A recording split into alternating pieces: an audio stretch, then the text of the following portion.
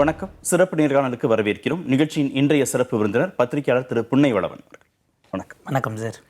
காவிரி விவகாரத்தை ஒட்டி தஞ்சையில் நடந்த ஆர்ப்பாட்டத்தில் கலந்து கொண்டு பேசிய எதிர்க்கட்சித் தலைவர் திரு உதயநிதி ஸ்டாலின் திரு விஜய் குறித்து சர்ச்சைக்குரிய வகையில் பேசினார் என்ற அடிப்படையில் தற்போது விசாரணைக்காக தஞ்சைக்கு அழைத்து செல்லப்பட்டிருக்கிறார். இந்த விவகாரத்தில் 9 பிரிவுகளின் கீழ் வழக்கு பதிவை காவல்துறை செய்திருக்கிறது. இன்றை விடுவிக்க வேண்டும் என்று நீதிமன்றம் உத்தரவும் பிறப்பித்திருக்கிறது. இந்த சீக்வன்ஸ் ஆஃப் ஈவெண்ட்ஸை எப்படி பார்க்குறீங்க? இல்லை, அடிப்படையில் எதிர்க்கட்சி தலைவருடைய பேச்சு கண்டனத்திற்குரியது, தவிர்த்திருக்கப்பட வேண்டியது. ஆனால் இந்த கைது முழுக்க முழுக்க இந்த நேரத்தில் நடத்தப்பட்டிருப்பது அரசியல் உள்நோக்கம் கொண்டதாக பார்க்க வேண்டியிருக்கிறது. நீங்கள் அப்படி ஒரு விஷயம், இது கடந்த காலத்தில் இப்படியெல்லாம் நடந்திருக்கிறது, இல்லை இதுக்கு முன்பாக பேசியிருக்கிறார்கள், இது எதுவுமே தாவேக்கா இப்படி பேசியது என்பது அதனால் நாங்கள் பதிலுக்கு பேசணும் என்று சொல்வது நியாயப்படுத்த முடியும். நியாயப்படுத்துவதற்கான வழியே அதில் கிடையாது. நீங்கள் அது இன்டென்ஷனலோட பேசுனீங்களா இல்லையா, வழக்கு பதிவு செய்வதற்கு உரியதாக அந்த பேச்சு இருக்கிறது, பிரைமா ஃபேசி இருக்குது. அது அவதூறில் சேருமா சேராதா, அந்த நோக்கத்தோடு தான் அவர் வந்தாரா, நீதிமன்றத்தை அதை நிரூபிச்சுட்டு போட்டோம். கனிமொழி அவர்கள் கேட்டதை போல நீதிமன்றத்தில் அதை ப்ரொசீடிங்ஸ் போட்டுக்கோங்க. அதுக்கு எவ்வளவோ வழி இருக்குது.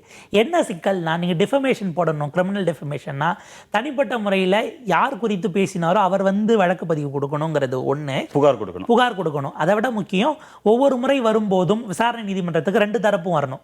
டிஆர் பாலு, அண்ணாமலை இப்போ வந்தாங்க இல்லைங்களா, ஒவ்வொரு முறையும் 2 பேரும் நீதிமன்றத்துக்கு வர வேண்டிய தேவை இருக்கும்.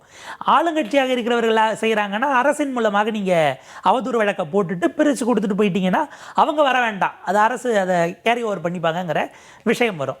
இப்போ இது எதன் காரணமாக, ஒட்டுமொத்தமாக நீங்கள் ரொம்ப கவனத்தோடு இந்த நேரத்தில் திமுக இருக்க வேண்டிய தேவை இருக்கிறதோ, திமுக மட்டுமல்ல என்டையர் பொலிட்டிக்கல் கிளாஸ். நீங்கள் கடந்த காலத்தில் பெண்கள் குறித்து அப்படி பேசுவதுங்கிறது ஒரு கேஷுவல் இதாக கூட ஏற்றுக்கொள்ளப்பட்டது, அல்ல நார்மலைஸ் செய்யப்பட்டதாக இருந்தது. கடந்து போனதும் இருந்தது, சம்பந்தப்பட்டவர்களுமே எடுப்பாங்க. இன்னைக்கு நீங்கள் திரும்ப சோஷியல் மீடியா உங்களை கண்காணித்து கொண்டே இருக்கிறது. பல நேரங்களில் இப்படியான சர்ச்சைக்குரிய விஷயத்தில் சொன்னாலும் கூட ஊடகங்களில் பொறுப்பில் இருந்தவங்க அதை சென்சார் பண்ணிட்டு கண்டென்ட்டை மட்டும் கொண்டு போவது அப்படிங்கிறது, ஏன்னா ஒரு இதெல்லாம் நம்ம ரிப்போர்ட் பண்ணுமாங்கிறது இருந்தது போய் இந்த மாதிரியான கான்ட்ரவர்சி தான் இன்னைக்கு அதிகபட்சமாக கொண்டு போய் சேர்ப்பதற்கான ஸ்பேஸாகவும் நம்மளும் விரிவடைந்திருக்கிறோம். பேசுனதை தானே ரிப்போர்ட் பண்ணுறோம் என்கிற இடத்துல அந்த இடம் மாறுது. சோஷியல் ரெஸ்பான்சிபிலிட்டிங்கிறத தாண்டி பேசுகிற அவரே கூச்சப்படாதப்ப நம்ம ஏன் கட் பண்ணணுங்கிற அந்த ஒரு ஆங்கிளும் உள்ள வருது. இப்போ இந்த இவ்வளவு ப்ராசஸ் இருக்கும்போது அதில் போடப்பட்ட பிரிவுகள் எல்லாம் நம்ம பார்த்தா அதில் சிலதெல்லாம் நீங்கள் எப்படி இதில் போட்டாங்கன்னே தெரியல. இப்போ மார்க்கண்டேயன் பேசியது ஒரு 11.5 நிமிட பேச்சு, அதில் ஒரு 15 செகண்டுங்கிறது மொத்தமாக அவர் சிறைக்கு போயிட்டு இப்போ திரும்ப வெளியில் வரக்கூடிய அளவுக்கு போச்சு. உதயநிதி ஸ்டாலின் ஒரு 20-22 நிமிடங்கள் பேசுகிறார். மற்ற எல்லா விஷயங்களும் பின் பாயிண்டடாக இருக்கிறது. நீங்கள் அரசின் மீதான பொலிட்டிக்கல் கமெண்ட்ஸை கூட நகர்த்துங்க, அதை தாண்டி கவர்னன்ஸ் ரீதியிலாக அவர் கேட்டதெல்லாம் இந்த அரசு பதில் சொல்ல வேண்டிய கேள்வி, தவிர்க்க இயலாத கேள்வி. நாளைக்கு சட்டமன்றத்துக்குள்ள அதை எழுப்பும் போது பதில் சொல்லியாக வேண்டிய கேள்விகள் தான். இவ்வளவு பின் பாயிண்டடாக விஷயங்கள் இருக்கும்போது ஒரு ஃப்ராக்ஷன் ஆஃப் செகண்ட் கீழே இருந்து வருதுன்னா தலைவர்கள் உதயநிதி ஸ்டாலின் அப்படியே அதை ஹோல்டு பண்ணிட்டு தனிப்பட்ட விவகாரங்கள் குறித்து நம்ம பேச வேண்டாம், அந்த அரசு குறித்து கேட்பதற்கு எக்கச்சக்கமாக இருக்குது, நம்ம ஒரு விஷயத்துக்காக வரோம்னு சொல்லியிருந்தா ஸ்டேச்சர் எங்கேயோ போயிருக்கும். அவர் அதை எங்கேஜ் பண்ணுறாரு, இல்லை பாசிங் ரெஃபரன்ஸாக அவர் கமெண்ட் கொடுக்குறாரு, பெயர் அவர் சொன்னாரா இல்லையா, மெரிட்ஸ்குள்ளேயே இப்போ நம்ம போக வேண்டாம். இப்படி ஒரு இதை சொல்லியிருந்தா ஒரு தலைவராக அவர் சொல்லும்போது அவருக்கான ஸ்டேச்சர் வேறு விதமாக போயிருக்கும். இப்போ அவர் இன்டென்ஷனலாக சொன்னாரா இல்லையா என்கிற விவாதத்தை தாண்டி நாளைக்கு பட்ஜெட்டுக்கு என்னென்னு ப்ரிப்பேராக இருக்க வேண்டிய தமிழ்நாடு இன்றைக்கு முழுக்க இந்த பிரேக்கிங்குள்ளேயே போயிருக்கு. முதல்வர் விஜய் இப்படி பேசலையா, சட்டமன்றத்தில் பேசலையா, பொதுக்கூட்டத்தில் பேசலையா அப்படின்னு இதை நியாயப்படுத்துகிற இடத்துக்கு தான் நகர்ந்துருக்கிறோம். அதை பொது வெளியில் நீங்கள் அம்பலப்படுத்துவது தான் வேலையை தவிர அதற்கு அதே மொழியில் தான் நாங்கள் பதில் கொடுப்போம். இப்போ நீங்கள் போன நோக்கம், நேற்றைக்கு எது நோக்கம்? முதலமைச்சர் விஜய் இப்படி பேசியதற்கு பதில் சொல்வதற்கு அந்த மேடை அமைச்சிங்களா, காவிரி விவகாரத்துக்காக அமைச்சிங்களா? நேற்றைக்கு ஆடிப்பெருக்குக்கு தமிழ்நாடு முழுக்க காவிரி கரைகள் எல்லா இடத்துலையும் தண்ணீர் வந்து விடவில்லை. கரூர் பகுதிகளெல்லாம் காலையிலே பல இடங்களில் வறண்டு போயிருந்த இடத்துல தான் அந்த பூஜைகளை செஞ்சுட்டு போனதை நம்ம பார்க்குறோம். நீங்கள் பின் பாயிண்டடாக கேட்பதற்கு அவ்வளவு கேள்விகள் இருக்கிறது. அந்த இடத்துல இந்த ஒரு விஷயம் நீங்கள் நியாயப்படுத்துறதுக்கு உள்ளே போனீங்கன்னா இப்போ ஒட்டுமொத்த விவாதம் என்னவாக இருந்திருக்கணும், காவிரி தொடர்பாக இருந்திருக்கணும். அல்லது இதிலேயே கைது நடவடிக்கைக்கு முன்பு வரைக்கும் உதயநிதி ஸ்டாலின் அப்படி பேசி இருக்கக்கூடாது. இப்படி ஒரு தலைவர் ஒரு வளர்ந்து வரக்கூடிய இடத்துல இருக்கீங்க, நீங்க துணை முதலமைச்சராக கைதுன்னு சொல்லலாமா? இது வந்து கைதுக்கான முயற்சி நீதிமன்றம் போனதுனால இப்போ அந்த இடத்துல பார்த்தா காலையில் 9:30 தான் கம்ப்ளைண்ட் கொடுக்கப்பட்டதுங்கிறாங்க. ஆனால் இங்கே 9:45 10 மணிக்கெல்லாம் போலீஸ் எப்படி வந்தது? தஞ்சாவூரில் வாங்கிட்டு அங்கேருந்து ஸ்பெஷல் ஃப்ளைட் எடுத்துகிட்டு வந்தாங்களா என்கிற கேள்வி வருது. நேற்றைக்கு இரவு பார்த்தீங்கன்னா ஒரு இன்ட்ரெஸ்டிங்கான பேட்டர்ன். இரவு ஒரு 11 மணிக்கு பிறகு ஒரு 2-3 மணி விடியற் காலை வரைக்கும் வரிசையாக அமைச்சர்கள் ஒரே மாதிரியான விமர்சனம், அந்த உதயநிதியை டார்கெட் பண்ணி அல்லது அவர் பேசியதற்கான எதிர் விளைவுகள் ஒரே ஹேஷ்டேகோட வரிசையாக வருது. அப்போ ஏறத்தாழ அது இரவே முடிவு செய்யப்பட்டிருக்கிறது என்பதை நோக்கி தான் நகருது. இப்போ நமக்கு என்ன புரியலன்னா, நீதியரசர் 12 மணி வரைக்கும் கொயர்சிவ் ஆக்ஷன் எடுக்காதீங்கன்னு சொன்ன பிறகும் நீங்கள் 12 மணிக்கு முன்பாகவே அவரை ஏற்று நீங்கள் தஞ்சாவூருக்கே அழைச்சிட்டு போறீங்கிறது வருது. அப்போ இதில் ஒரு கேள்வி, அவரின் மீது ஜாமீனில் வெளிவர முடியாத அளவுக்கான பிரிவுகளில் போட்டிருக்கிறீங்க. நேற்றைக்கு அவர் பேசியதில் எந்த பகுதி மிகப்பெரிய குற்றவியல் செயலாகவும் இரு பிரிவினருக்கிடையே மோதலை தூண்டுவதாகவும் வரும்? நீங்கள் போட்டிருக்க கேஸ் பார்த்தீங்கன்னா அகைன்ஸ்ட் விமன், பெண்களுக்கு எதிராக பெண்களை இழிவு செய்யும் வகையில் அப்படிங்கிற வகையில் பேசுகிறீங்க. கீழே இருந்து ஒருவருடைய பேரை தான் வருது. நீங்கள் அதை எப்படி ஜென்ரலைஸ் பண்ணுறீங்க? இதெல்லாம் கேஸாகவே நிற்கிறதுக்கு முடியாத வகையிலான விஷயங்களாக மாறுகிறது. இங்கே காலையில் கைதுக்கு நீங்கள் வந்துட்டு இது வரைக்கும் முதல் 1 மணி நேரம் இல்லை, தமிழ்நாடு முழுக்க அவங்க வந்து கம்ப்ளைண்ட் கொடுக்குறாங்க, ப்ரொடெக்ஷன் கொடுக்குறோம் என்பதாகத்தான் ஊடகங்களுக்கு சொல்லப்பட்டது. அதுக்கு பிறகு அங்கேருந்து அசிஸ்டன்ட் கமிஷனர் சொன்ன பிறகு தான், இணை ஆணையாளர் சொன்ன பிறகு தான் கைதுக்கு தான் வந்திருக்கோங்கிறது மற்ற வீடியோஸ் ஒவ்வொன்றா வெளியில் வருது. நமக்கு ஒரு கேள்வி, காவேரிக்காகவோ இல்லை நீட்டு விவகாரத்துக்காகவோ வேறு எதற்காகவும் தெருவுக்கு வந்து போராட்டத்தை கையில் எடுக்காத தாவேக்கா நேற்றைக்கு அறிவித்த வேகத்தை நீங்கள் ஃபுல்லாக வாங்குறாங்க. உங்களுக்கு நினைவு இருக்கும், இந்த நீட்டு விவகாரம் தான் நினைக்கிறேன், பேப்பர் லீக்கில் அதுக்கு பின்னாடி இல்லை, அமைச்சர் சரத்குமாருடைய அந்த மாத்திரை நசுக்குன்னு அந்த பவுடர் விவகாரம் வந்தபோது திமுக போராட பெர்மிஷன் கேட்டாங்க. 5 நாட்களுக்கு முன்பாக நீங்கள் கொடுக்கணும்னு சென்னை மாநகராட்சியில் பதில் கொடுத்தாங்க. நேற்றைக்கு இரவு முடிவு செய்து இன்றைக்கு இது தமிழ்நாடு முழுக்க தாவேக்காவுக்கு மட்டும் விதி தளர்த்தப்பட்டு கொடுக்கப்பட்டதா அப்படிங்கிற கேள்வி நமக்கு ரைஸ் ஆகுது. அப்போ ஆளுங்கட்சிங்கிற இடத்துல அந்த ரெஸ்ட்ரிக்ஷன் இருக்கா? ஓவர் நைட்டில் கொடுப்பது எல்லாருக்கும் அந்த விதி பொருந்துமாங்கிறதையும் நமக்கு அந்த இடத்துல கேள்வி எழுப்ப வேண்டியிருக்கு. அப்போ நீங்கள் ஆர்கனைஸ் பண்ணால் ஒரு இடம் பண்ணிக்கலாம், செலக்டிவ் ஆக்ஷன் இருக்கிறதா? நாளைக்கு பட்ஜெட்டுக்கு இப்போ இந்த கேஸில் ஒருவேளை கைது செய்யலாம்னு யாரும் சொல்லியிருப்பானே நமக்கு புரியல. அட்வைசர்ஸ் யாராக இருந்தாலும் இந்த கேஸை நீதிமன்றத்தில் நிற்க வச்சலாம், நீங்கள் கன்விக்ஷன் வாங்கி தந்துட முடியாது. அவ்வளோ கைதுக்கான முகாந்திரமே இல்லை அந்த விவகாரத்தில். இது கைது செய்ய வேண்டியது பேச்சுக்கு நீங்கள் அவதூறு வழக்கு தானே போட முடியும். இப்போ மார்க்கண்டேயன் பேசியதாச்சும் லிட்ரலி நீங்கள் மீனிங் எடுத்தீங்கன்னா அது கொலை மிரட்டலுங்கிறதுக்கு போகும். நம்ம இதற்கு பதிலாக அவங்க பேசலாம், அப்போ உங்கள் கட்சியில் இவங்க பேசலையா, இந்த அமைச்சருடைய ஆடியோ வரலையா, இப்படிங்கிறது மாற்றி உங்களை தெரியாதாங்கிற லாவணி அரசியலாக போய்விடும். போலீஸ் செலக்டிவாக செயல்படுதானா? செயல்படுது, அதில் மாற்று கருத்து அல்ல. உங்கள் கட்சியிலேயே ஒரு மாவட்ட செயலாளர் ராணிப்பேட்டையில் இருக்கிறவர் குறித்து வந்து ஒருத்தவங்க கம்ப்ளைண்ட் கொடுத்துருக்குறாங்க. இப்போ வரைக்கும் ஸ்ரீவைகுண்டம் எம்எல்ஏவுக்கு ஒரு சம்மன் கூட நீங்கள் சர்வ் பண்ணலை. இதில் வேகமாக செயல்படுறீங்கன்னா அதில் அரசியல் நோக்கம் இருக்குது என்பது புரிந்து கொள்ளத்தக்கது. நீங்கள் அப்போ சட்டம் எல்லோருக்கும் சமம்னா அழைத்து விசாரிப்பு. இப்போ இவருக்கே சம்மன் இஷ்யூ பண்ணியிருந்தா வந்திருக்க போகிறார். உடனடியாக நேற்றைக்கு இரவு அல்லது இன்னைக்கு காலை கொடுத்ததும் வந்து அவரை கூட்டிகிட்டு போக வேண்டிய அளவுக்கு, ஏன் சம்மனை சர்வ் பண்ணி வர சொல்கிறதுல உங்களுக்கு என்ன சிக்கல்? அவர் வாகனத்திலே வர வைக்கிறதுல என்ன சிக்கல்? வண்டியிலே ஏற்றி தான் கூப்பிட்டு போக வேண்டிய அளவுக்கு. அப்போ இந்த பிரிவில் நீங்கள் விமன் ஹராஸ்மெண்ட் ஆக்டில் பதிவு செய்யப்பட்ட எல்லோரையும் இப்படித்தான் வந்து நீங்கள் வேறு இடத்துல இருந்தால் கூப்பிட்டு போகிறீங்களா என்கிற கேள்வியும் வருது. ரெண்டு தரப்புமே இப்போ இந்த மாதிரி எல்லை மீறியா ஆபாச பேச்சுக்களை தவிர்க்கணுங்கிற இடத்துக்கு இனிமேல் நகரணும். அப்போ இதில் எனக்கு என்ன ஒரு வருத்தம்னா 2 விஷயங்கள் இதில் நம்ம கவனிக்கணும். ஒன்று, இந்த என்டையர் ப்ராசஸும் இப்போது திமுக vs தாவேகா என்கிற சண்டையாக மாறிவிட்டது அரசியல் ரீதியிலாக. நீங்கள் பெண்கள் குறித்த ரெஃபரன்ஸோ அல்லது அது வந்து பொது புத்தியிலிருந்து போகிற போக்கில் ஆடியன்ஸை என்கேஜ் பண்ண கூட நீங்கள் அப்படி பேசக்கூடாது என்பது தான் இன்றைக்கு மாறி வரும் சூழலில் நீங்கள் ஏற்றுக்கொள்ள வேண்டியது. அது என்றைக்குமே செய்திருக்கக்கூடாது, கடந்த காலத்தில் செய்தோம் என்பது உங்களுக்கான எக்ஸ்கியூஸா ஒருபோதும் இருக்காது. சட்டம் அதை அனுமதிப்பதில்லை, பொது சமூகமும் அதை அசூயையாகத்தான் பார்க்கிறது. ஒன்று. இரண்டாவது, இதுலேயே ஒரு நுட்பமான வேலை நடக்கும். என்ன அப்படின்னா, 2 தரப்பாக அவங்க கட்சிகள் பிரிஞ்சுட்டாங்க. இந்த தரப்பில் இருக்கிற பெண் தலைவர்களை வைத்து அந்த தரப்பில் இருக்கக்கூடிய பெண் தலைவர்கள் ஏன் இதை கண்டிக்கவில்லை? கட்சி அரசியலை தாண்டி அக்ராஸ் பார்ட்டி லைன் ஒரு விமன் சாலிடாரிட்டி பாலிட்டிஷியன்ஸ்குள்ளே வந்துடக்கூடாதுங்கிறதுல ஒரு கவனமான வேலை காய் நகரத்தில் நடந்து கொண்டே இருக்கும்.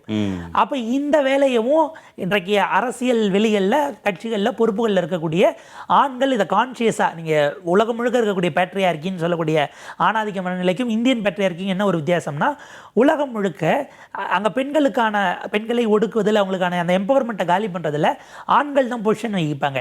இந்தியன் பேட்ரியார்க்கி சக பெண்ணையே கொண்டு போய் ஒருவருடைய எம்பவர்மெண்ட்டுக்கு எதிராக நிப்பாட்டும், கேட் கீப்பிங் பண்ணக்கூடிய வேலையை வீட்டில் இருக்கிறவர்கள், உறவினர்களாக இருக்க பெண்களை வைத்து செய்ய வைப்பது தான் இங்கே இருக்கக்கூடிய அந்த சமூக உளவியலாக நம்ம பார்க்க வேண்டியிருக்கு. அதுவும் இன்றைக்கு விதிவிலக்கு இல்லாமல் இது போய்விட்டது.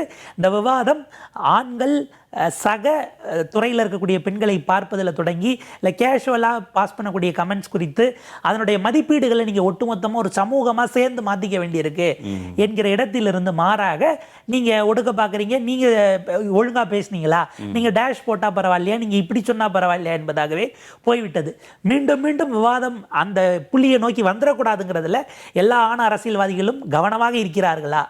மற்ற விவகாரங்களிலிருந்து திசை திருப்பப்பட்டு இது எல்லாமே பேசுபொருளாக மாறிடுச்சு. இன்னைக்கு காவிரி விவகாரம் உள்ளிட்ட, பட்ஜெட் விவகாரம் உள்ளிட்ட மற்ற விவகாரங்கள் எதுவுமே கவனப்படுத்தப்படவே இல்லை. தாவேக அரசு தன்னுடைய இயலாமைகளை அல்லது போதாமைகளை மறைக்கிறதா? என அநேகமாக கடந்த 2 வாரங்களாவது குறைந்தது அவங்க அதிகாரப்பூர்வ ஸ்போக்ஸ் பர்சன்ஸை ஊடக விவாதங்களுக்கு அனுப்பலை. என்னுடைய நினைவுகள் சரியாக இருந்தால் மார்க்கண்டேயன் கைது தொடர்பான விவாத முதல் நாள் தான் வந்திருப்பாங்க. அதற்கு பிறகு ஒரு மாதிரியான கேக் ஆர்டரை போட்டிருந்தாங்க. நேற்றைக்கு லிஸ்டெல்லாம் ரிலீஸ் பண்ணிட்டாங்க. நேற்றைக்கும் கூட டைரெக்டாக கொஞ்சம் போக வேண்டாம்னு சொன்னதாகத்தான் செய்திகள் வந்தது. அப்போ நீங்கள் உங்களுக்கு என்ன பிரச்சனை? நீங்கள் இப்போ ஸ்டாலினோ, எடப்பாடி பழனிசாமியோ, சீமானோ ஒரு அறிக்கை கொடுக்குறாருன்னா, செய்தி தொடர்பாளர் அந்த கருத்தை அதில் நின்று அதை விரிவாக பேசுவாங்க. அறிக்கையே கொடுக்காத தன்னுடைய கட்சி தலைவர் விஜய் அவர்களுடைய அறிக்கையே இல்லைங்கிறதை இவங்க போய் என்னன்னு பேச முடியும்? எதை ரெப்ரசன்ட் பண்ண முடியும்? ஸ்டாண்டே இல்லை. அரசுக்குன்னு ஒரு நிலைப்பாடு இருக்கும்ல, கட்சிக்குன்னு ஒரு நிலைப்பாடு இருக்கும்ல. ஒவ்வொரு அமைச்சரும் ஒவ்வொன்றா பேசினா எதை போய் அவங்க டிஃபெண்ட் பண்ணுறது? இப்போ உங்கள் அந்த 3 அமைச்சர்களில் யார் சொன்னது சரின்னு கேட்டால் அவங்க எந்த அமைச்சருக்கு டிஃபெண்ட் பண்ண முடியும்? 3 பேர் அவங்க அமைச்சர்களாக இருக்காங்க என்பது தான் அவர்களுக்கான நெருக்கடியாக இருக்குது. நான் சொல்ல வர்றது இவங்களுடைய போதாமைகள் என்பது ஒன்று. இரண்டாவது, ரொம்ப மெனக்கிட்டாங்க. இந்த பட்ஜெட் கூட்டத்தொடருக்கு முன்பாக யாராவது ஒரு முன்னாள் அமைச்சரை கைது செய்து அவங்கள ஊழல் புகாரில் மற்ற விஷயங்களில் சிறையில் வைத்தால் பார்ட்டி ஃபண்ட் அப்படிங்கிற விஷயம் பேசுவதற்கு அது ஒரு விஷுவல் ட்ரீட்டாகவும் இருக்கும், அவங்களுக்கு விவாத பொருளாகவும் பொலிட்டிக்கலாக அவைக்குள்ளேயும் வரும்னு அவங்க எதிர்பார்த்தாங்க. பட் துரதிருஷ்டவசமாக அதை அவங்களால் அட்டைன் பண்ண முடியல. 80 நாட்களில் 4 வெவ்வேறு வழக்குகள் புதிதாக போடப்பட்டது, பழச தூசு தட்டப்பட்டதுன்னு செந்தில் பாலாஜி டார்கெட் செய்யப்பட்டார். அதுபோக அனிதா ராதாகிருஷ்ணன் ஏதோ, மார்க்கண்டேயன் அவர்களுடைய ஏதோ பேச்சுக்காக நிகழ்ந்தது. ஊழல் வழக்குகள் அப்படின்னா போக்குவரத்து துறையில் ட்ரை பண்ணாங்கன்னாங்க, அன்பில் மகேஷ் அவர்களை டார்கெட் பண்ணி பள்ளிக்கல்வித்துறையினாங்க. பட் அது எதுவுமே ஈல்ட் ஆகலை. இப்போ இந்த சூழலில் இன்றைக்கு இப்படி ஒரு பொலிட்டிக்கல் தேட்ரிக்ஸை நோக்கி நகர்த்திட்டாங்களா? இப்போவும் டிஎம்கே இதுக்கு ஈல்டாக போதா இல்லையா? சட்டமன்றத்துக்குள்ள இந்த கைது நடவடிக்கை அதை ஒரு ஓரம் வைப்போம், உங்கள் பட்ஜெட் என்னவா இருக்குன்னு பேசிட்டு இதை லாஸ்ட் நாள் நாங்கள் பேசிக்கிறோன்னு போனால் வேறவா இருக்கும். திரும்ப திரும்ப நீங்கள் பயந்து இதை செய்தீர்கள். இதுக்குள்ளே போய் டிவிகேனுடைய அந்த நரேட்டிவ் உங்களை பட்ஜெட் கூட்டத்தொடரில் உங்களை பட்ஜெட் சார்ந்து பேச விடாமல் நீங்கள் பயந்துட்டீங்கன்னு காட்டுவதற்காக இருந்தால், ப்ரோவோக்கிங் பாலிடிக்ஸ் 2 தரப்பு பண்ணுறதையுமே மக்கள் விரும்பலை. இஷ்யூ பேசணும்னா எதிர்பார்க்குறாங்க. இஷ்யூ பேசிஸில் நீங்கள் பேசணுங்கிறதுக்கு தான் உங்களுக்கு ஆட்சி பொறுப்பையே கொடுத்தது. மாறாக அவங்க செய்யலைங்கிற உதாரணங்களை நோக்கியே தாவேகாவின் தரப்புல இப்ப நகர்றாங்க. ஆனா 2 தரப்புக்கும் நம்ம அந்த அக்கௌண்டபிலிட்டி இருக்கு. அரசுக்கும் இருக்கு, எதிர்க்கட்சிக்கும் பொறுப்பு இருக்கு. அரசு பேசாத இடங்கள்ல எதிர்க்கட்சி பேச வைக்கிற இடத்துக்கு நகரணும். மாறாக அவங்க பர்சனல் அட்டாக் நோக்கி போறாங்க. அதுதான் சிக்கல். இப்ப அப்பாவை காணாங்கிறது ட்ரிகர் பண்ணணும்னு தெரிஞ்சே பேசினது தான். அதற்கு பதிலுக்கு இவர் வெளியில இவர் ஒன்று பேசுறாரு, செங்கல்பட்டு கோர்ட்டுன்னு இவர் பதிலுக்கு போறாரு. அப்ப இதற்கு அடுத்து என்ன பண்ணுவாங்க? ஐடி விங் தரப்புல அந்த சண்டை அடுத்தடுத்த, அதாவது தலைவர்களே அதை பேசிட்ட பிறகு அடுத்தடுத்த நிலையில் இருக்கக்கூடிய தலைவர்கள், ஐடி விங், அவங்களுடைய கேடஸ் எல்லாமே வரிசையா அந்த மோதல்ங்கிறது அப்படியே ஒரு பிரமிடு போல டாப்ல இருந்து கூம்புல இருந்து அப்படியே இறங்கிட்டு போகக்கூடிய இடத்துக்கு அடுத்தடுத்த கட்டத்திற்கு நாங்க நிறுத்துறோங்கிற இடத்துக்கு அவனை நிறுத்த சொல்லு, நான் நிறுத்துகிறேன் அப்படிங்கிற மாதிரி. இதுல இன்னொன்று நம்ம கவனிக்க வேண்டியது, இந்த என்டையர் இதில் நீங்க கேட்டீங்க இல்லையா, 2 தரப்புமே அந்த அக்கௌண்டபிலிட்டி மக்கள் எதிர்பார்க்கணும். அப்படி எதிர்பார்த்ததுனால தான் இன்றைக்கு பல செக்டார்ஸ் தெருவுக்கு போராடுகிறார்கள். நீங்கள் யாரும் போய் பார்க்க கூட இல்லை. தலைநகர் வரைக்கும் எக்மோரில் விவசாயிகள் போராடினார்கள். தலைமைச் செயலகம் வரைக்கும் ஒரு செக்டார் போராடுறாங்க. நீங்கள் பார்த்தீங்கன்னா மீனவர்களுடைய போராட்டம் அப்படிங்கிறது இருக்குது. அதை தாண்டி தூய்மை பணியாளர்களுடைய போராட்டம் இருக்குது. அதுக்கு ஆளுங்கட்சியும் பார்க்கல, எதிர்கட்சியும் போய் அஃபர்மிங்காக எதிர்கட்சி தலைவர் போகணும், அந்த பகுதியில் இருக்கிற ஒரு பகுதி செயலாளர் போகிறதுக்கும் எதிர்கட்சி தலைவர் போவதற்குமான அந்த வித்தியாசம், அந்த ஆப்டிக்ஸ் இருக்கு இல்லையா, அது வேறாக இருக்கிறது. கட்சி மோதலாக தான் நடந்துட்டு இருக்கு. முழுக்க முழுக்க இப்போ பேசுவதற்கு அவ்வளோ விஷயங்கள் இருக்கிறது. அந்த 22 இந்த ஒரு விஷயத்தை மட்டும் உதயநிதி ஸ்டைல் அவர்கள் பாசிங் ரெஃபரன்ஸாக இப்படி பேசிக்க வேண்டாம் அப்படின்னு ஒரு வார்த்தையை சொல்லிட்டு கடந்திருந்தால் கேட்ட கேள்விகள் அனைத்தும் இன்னைக்கு விவாதிக்கப்பட்டிருக்கணும். ஆனால் அதை தவிர்த்துட்டு மீதி இருந்ததுக்கு இல்லைங்கிறதுனால தான் இவர்கள் கைதை துரிதப்படுத்தினாங்களா என்கிறதும் வருது. இன்றைய கடந்த ஒரு வாரமாக வந்தே மாதரம் இஷ்யூவில் தொடங்கி காவிரி வரைக்கும் டிகே சிவகுமார் யார் கட்டுப்பாட்டில் இருக்காருன்னு தேவையற்ற ஒரு கருத்தை அமைச்சர் நிர்மல்குமார் பேசினது வரைக்கும் டிவிக்கு கருத்து சொல்லாமல் ஆனால் ஒரு பேக் ஃபுட்டில் இருப்பதாக ஒரு இமேஜ் இருந்தது இல்லையா? அதை தன்னுடைய வாக்காளர்கள், தன்னுடைய விர்ச்சுவல் வாரியர்ஸ், அவரை கொண்டாடக்கூடியவர்களுக்கு அப்படி அவங்களுக்கு ஒரு செலிப்ரேஷனுக்கான ஒரு ஸ்பேஸை கொடுக்கணும் என்று இதை எடுத்திருக்கிறார்கள். ஏன்னா 3 மாதத்தில் 2 வெவ்வேறு கூட்டத்தில் அவர் பேசிட்டார். ஒன்று வந்து திருச்சி, 2வது கரூர் முடிஞ்சுது. இந்த ஒரு மாதத்துக்கான ஒரு அவுட்லெட்டாக அது எங்கேயுமே பட்ஜெட்டில் அவர் பேசலாம் கடைசியாக. பட் அதுக்கு நடுவில் தொய்வடையக்கூடாதுன்னு கொடுக்கப்பட்ட ஒரு எனர்ஜி பூஸ்டர் டானிக்கு போல இந்த கைது நடவடிக்கையை நாம் பார்க்க வேண்டியிருக்கிறது. எப்படி எதிரொலிக்கும் நினைக்கிறீங்க இது சட்டமன்றத்தில்? இல்லை, இது சட்டமன்றத்துக்குள்ளே திமுக இது ஒரு பிரச்சனை கிளப்புவாங்களாங்கிற கேள்வி இருக்குது. இப்போ 2 விஷயம். நீங்கள் ஜாமீனில் வர முடியாத 2 பிரிவுகளில் வழக்கு பதிவு செய்துவிட்டு நாங்கள் ஸ்டேஷன் ஜாமீன்லேயே விடுவோன்னு கோர்ட்டில் சொல்கிறீங்க. கோர்ட்டில் இப்போ பேக் ஃபயர் ஆகிரும்னு நீங்கள் நினைக்கிறீங்களா என்கிற கேள்வி இருக்குது. முதல்ல அப்போ இப்படியான வழக்குக்கு இமீடியட்டாக கொடுத்ததும் உடனே கொடுக்கணும் என்கிற தேவை இந்த வழக்கு இருக்கிறதா? இதெல்லாம் இதுக்கப்புறம் மெரிட்ஸாக வெளியில் போயிட போகுது. இப்போ திமுக இதை என்னவா ரைஸ் பண்ண போகிறாங்க? அவங்களுடைய நோக்கம் இதில் எங்களை பார்த்து நீங்கள் பயந்து விட்டீர்கள் அப்படின்னு இவங்களும், நாங்கள் உள்ளே வந்தால் இதெல்லாம் கிளப்பிடுவோம், நீங்கள் தான் பயத்தில் இருக்கீங்கன்னு அவங்களும், அகைன் அது ஒரு பர்செப்ஷன் நரேட்டிவ் செட்டிங்காகவே சட்டமன்றத்தை பயன்படுத்தி விட்டு மக்கள் நலன் சார்ந்து பேசாமல் போய்விடுவார்களோ என்கிற அச்சம் தான் எனக்கு இப்போதைக்கு இருக்கிறது. நீங்கள் அவங்களுடைய நரேட்டிவ்க்கு ஈல்டாக போகிறீங்களா? சரிப்பா இருக்கட்டும், நாங்கள் பயந்துட்டோம்னு நீங்கள் சொல்கிறீங்க, உங்களுடைய ஸ்டேட்மெண்ட் அப்படி ஓரம் வைப்போம். இந்த இதெல்லாம் நீங்கள் கொடுத்தீங்க, இது செய்யலை, இந்த செக்டாருக்கெல்லாம் நாங்கள் கொடுத்ததை விட இந்த பட்ஜெட்டில் டெஃபிசிட் இருக்குது இல்லை கூட இருக்குன்னு பின் பாயிண்டடாக அடிச்சிங்கன்னா பட்ஜெட் பற்றின விவாதமாக இதை மாற்றப்படணும். பட்ஜெட் பற்றிய விவாதமாக, மக்கள் பிரச்சனை சார்ந்த விவாதங்களாக நீங்கள் நகர்த்தினீங்கன்னா தான் மக்கள் அதை ரசிப்பாங்க. இப்போ இந்த கைது வேண்டாம். இன்றைக்கு காலை காவல்துறையினர் நீலாங்கரை வீட்டில் குவிக்கப்படுகிற முன்பு வரை உதயநிதி ஸ்டாலின் அப்படி பேசியிருக்கக்கூடாது. அவர் மெச்சூர்டாக நடந்திருக்கணும். 21 தேர்தலுக்கு முன்பாகவே அவர் சொன்ன உதாரணங்களை அவர் மாற்றி இருந்திருக்கணும். அதை அப்பயே அவருக்கு எடுத்து சொல்லியிருந்திருக்கணும். அவருக்கு ஏன் கோர்ஸ் கரெக்ஷன் பண்ணல? இது ஸ்கிராட்ச்ல இருந்து வராததுனால எடப்பாடி பழனிசாமி அதை சுட்டிக்காட்டியிருக்கிறார். இது ஸ்கிராட்ச்ல இருந்து வராததனுடைய விளைவு. நீங்க வந்து பேராசூட் பண்ணிட்டீங்கன்னு இவ்வளவு விமர்சனங்கள் இருந்தது. நேரடியாக பேசியது திமுக காரர் என்பதற்காக விமர்சிக்கிற விர்ச்சுவல் வாரிசை விட்டுருங்க.